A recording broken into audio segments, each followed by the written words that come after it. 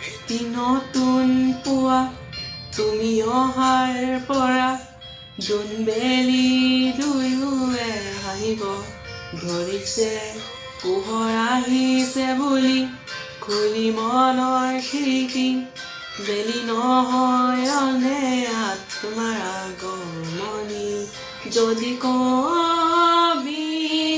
হওঁ মই কবিতাৰ ছন্দ তুমি হবানে ভঙা কাগজৰ কলমৰ লিখনি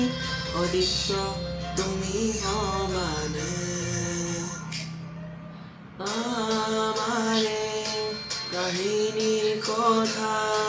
সেইদিন শুনিবা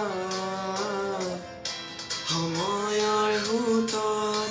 মানুহৰ মুখত সাধু কথা হৈ ৰ'ব আমাৰে